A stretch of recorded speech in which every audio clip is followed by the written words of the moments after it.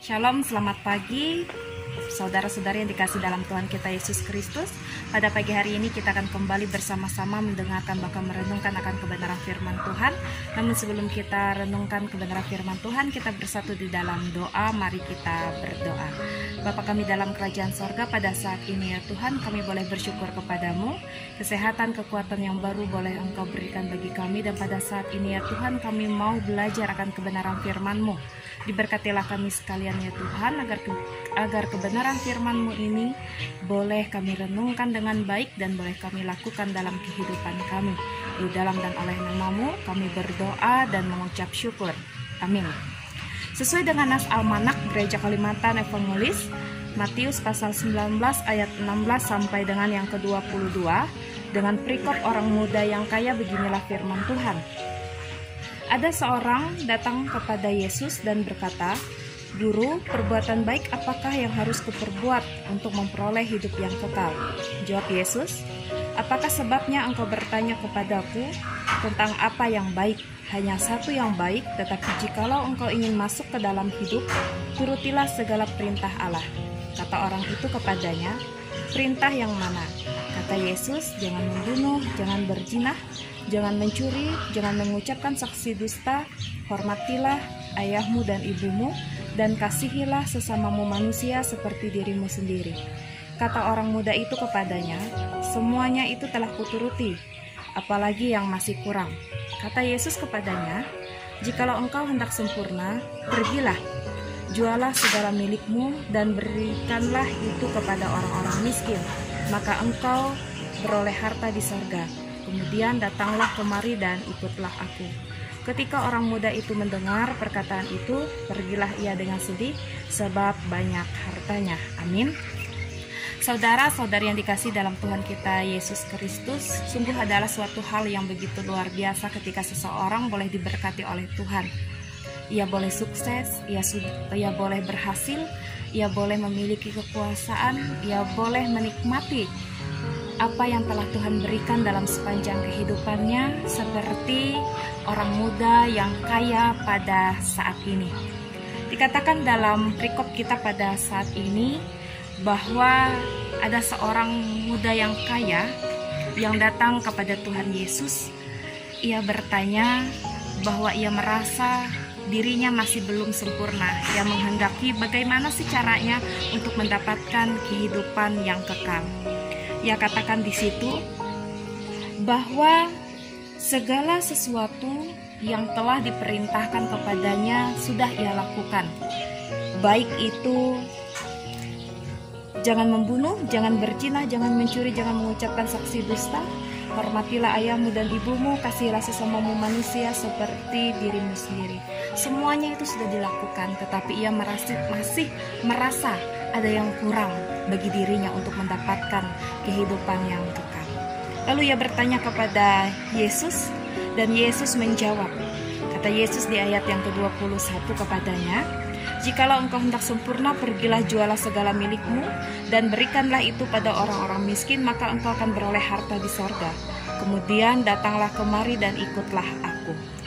Artinya Yesus menawarkan suatu tawaran kepada anak muda yang kaya ini, agar ia boleh menjual apa yang menjadi harta benda yang ia miliki pada saat itu untuk menjadi syarat mengikut Yesus. Nah, Bapak, Ibu, Saudara yang dikasih dalam Tuhan kita Yesus Kristus, syarat-syarat dalam mengikuti Yesus tidak hanya ketika kita bisa melakukan perbuatan baik dalam kehidupan kita. Tidak hanya ketika kita mau mendengarkan perintah-perintah Allah ataupun menaati hukum Taurat dalam sepanjang kehidupan kita. Tetapi di sini dikatakan bahwa mengikuti Yesus Kristus itu berarti kita harus siap sedia untuk meninggalkan segala sesuatu yang kita miliki pada saat ini yang ada di dalam dunia ini. Yang pertama, firman Tuhan mau mengajarkan kepada kita pada saat ini, seperti yang diceritakan oleh anak muda yang kaya pada saat ini, ketika orang muda itu mendengar perkataan daripada Yesus, pergilah ia dengan sedih sebab banyak hartanya. Yesus Kristus menghendaki seseorang yang mengikuti dia harus melepaskan apa yang ia miliki, termasuk sesuatu yang begitu berharga di dalam dunia ini, termasuk harta duniawi yang kita miliki pada saat ini. Memang orang kaya ini sungguh begitu luar biasa, ada suatu kemauan, keinginan daripada dirinya untuk mengikuti Yesus, tetapi ketika ia mendengar syarat daripada Tuhan Yesus ini, ia langsung sedih karena ia masih terikat dengan harta duniawi yang belum siap ia tinggalkan. Bapak Ibu, harta duniawi itu memang tidak salah bagi kita untuk dapat mencarinya, mengejarnya, ataupun mengumpulkannya. Tetapi kita harus percaya bahwa harta duniawi yang telah diberikan oleh Tuhan bagi kita sekalian pada saat ini, itu hanyalah suatu titipan bagi kita. Kita diberikan kesempatan untuk dapat mengelola, mengatur harta benda yang dititipkan oleh Tuhan itu dengan sebaik-baiknya. Dan apabila Tuhan Yesus Kristus mau mengambil apa yang menjadi milik kita pada saat ini, siap ataupun tidak siap, kita pun harus menerima ketika ia mengambil semuanya itu. Lalu yang selanjutnya, firman Tuhan mau mengajar kepada kita pada saat ini, ketika kita mengikuti Yesus, kita harus memiliki hati yang penuh dengan kesungguhan. Mengapa dikatakan bahwa dalam firman Tuhan mengatakan, di mana ada hartamu, disitulah hatimu.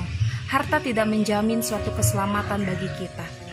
Jikalau kita bisa memiliki harta yang banyak di dalam dunia ini, kita pasti akan kehilangan damai sejahtera.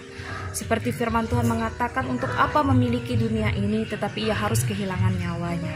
Oleh sebab itu, kita jangan pernah menjadikan harta ini sebagai tuan kita, ataupun kita menghamba kepada harta yang menjadi milik kita pada saat ini. Jangan jadikan harta itu menjadi penghalang bagi kita untuk dapat mengikuti Yesus Kristus dalam kehidupan kita pada saat ini. Seperti orang muda pada saat ini, dengan semangat ia mau mengikuti Yesus, tetapi ketika ia mendengarkan syarat yang diberikan oleh Tuhan Yesus, ia langsung sedih. Ia tidak mau mengikuti Yesus karena ia masih mencintai harta duniawi yang ia miliki.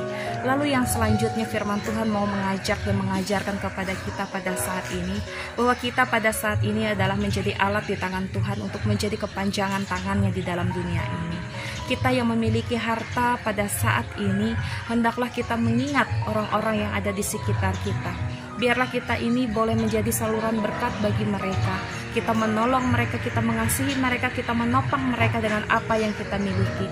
Sehingga pada saat ini tidak hanya kehidupan kita saja yang boleh diberkati, tetapi dimanapun kehadiran kita juga boleh menjadi berkat, bahkan mendatangkan sukacita, bahkan damai sejahtera bagi orang-orang yang ada di sekitar kita. Dan terlebih juga, biarlah pada saat ini melalui kebenaran firman Tuhan, kita boleh bersedia untuk menyediakan hati kita, waktu kita, tenaga kita, pikiran kita, memberikan yang terbaik dari apa yang baik daripada yang kita miliki pada saat ini, untuk dapat mempersembahkannya itu semua hanya ke dalam tangan pengasihan Tuhan. Dan biarlah kita boleh melepas segala sesuatu yang terikat di dalam dunia ini dan sungguh-sungguh mengikuti Yesus untuk memperoleh suatu keselamatan, anugerah, bahkan kehidupan yang kekal yang boleh ia sediakan dalam kehidupan kita. Tuhan Yesus Kristus memberkati kita semua melalui kebenaran firman-Nya. Amin untuk firman Tuhan.